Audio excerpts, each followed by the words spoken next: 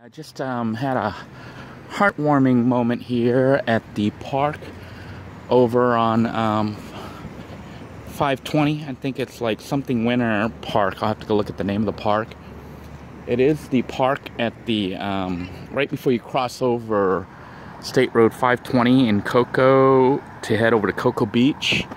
I'm not going to feature the people because they asked that I not feature them in my video, but there was a family that apparently went out and bought a bunch of food, hamburgers, McDonald's, but still food for all the homeless people that are out here at this park.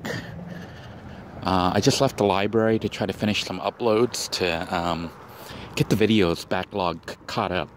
You know, living in the yurt, it was kind of hard to upload the videos because I'm out in the boonies and out of town. So getting access to the internet was a little bit hard. I don't know if you can see the pavilion there, but there's a whole bunch of homeless people there. I think about maybe 8 or 10 or more. Anyhow, I'm not going to show the people. They're still here in their van. But it is a family that, you know, I was walking by taking pictures of the bridge and stuff, and I saw these people bring a bunch of bags of food, hamburgers from McDonald's, I think, or Burger King or something. But they gave it out to all those homeless people, and it just warmed my heart.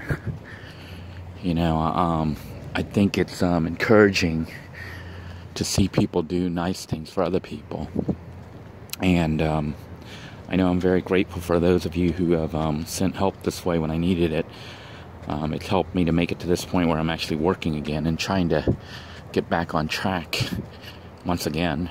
And hopefully this time I can do it. But it was so encouraging to see a family come out and give food to the homeless. I try to do something like that with my son also. But typically we don't have enough money to buy, like, they bought meals for like 10 or 12 people out there.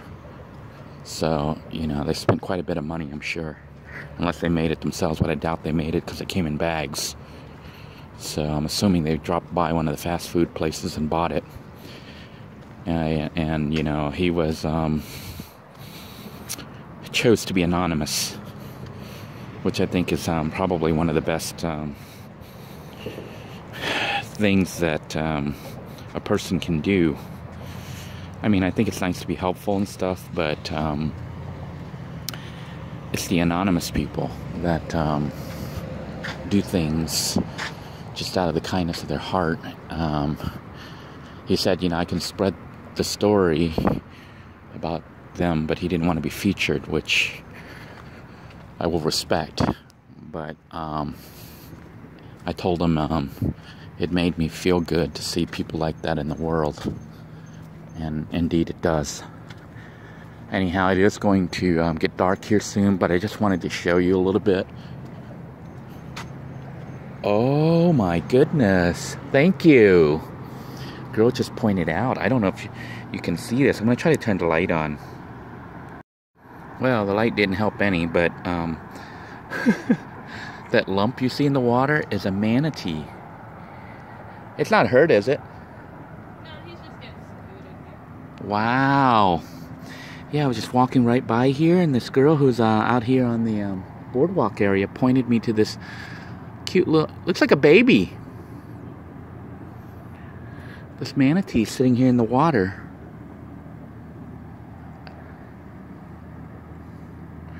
The manatee is literally about 8 or 10 feet away from me. I know it's hard to see.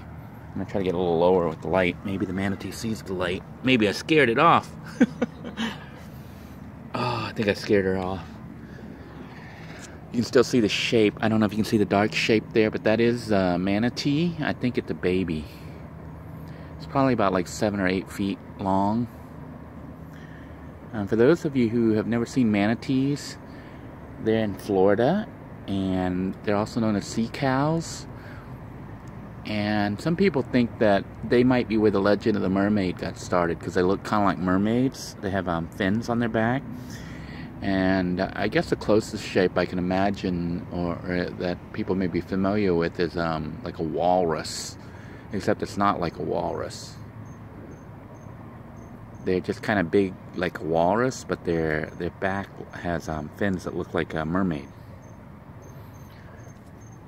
But I was just out here, and this girl right here told me about the manatee.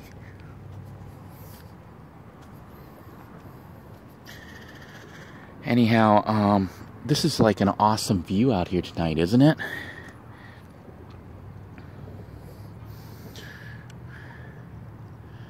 I've forgotten what it feels like or looks like to be out here instead of at the yurt. And I do miss this. Look how awesome it is out here. But anyhow, I got a little bit distracted, but I think it's nice to see kind people out there and watch them in action, you know. It gives me hope for the world. You know, we see how bad the world is and all the crazy stuff. But I know that on my own channel, I've seen and experienced really kind people. And some of you, you know, write me words of encouragement saying, you don't know how I do it, how I continue to try to stay positive even despite all the adversity. What you're not seeing is the behind the scenes. There are actually quite a few angels on this channel. A lot of them are anonymous. They've contacted me. Some try to help with links. Some try to help with advice. Others have offered jobs to try to get me back on my feet. And still others have sent cash donations as lifelines because they knew what the situation was. And it helped to carry me through to this point. I try to bring it up when I can, but I don't always mention it. A lot of these people do it anonymously, which is like that family. And I think, to me, that is it really tells that you know, like somebody's heart, what their heart is really all about.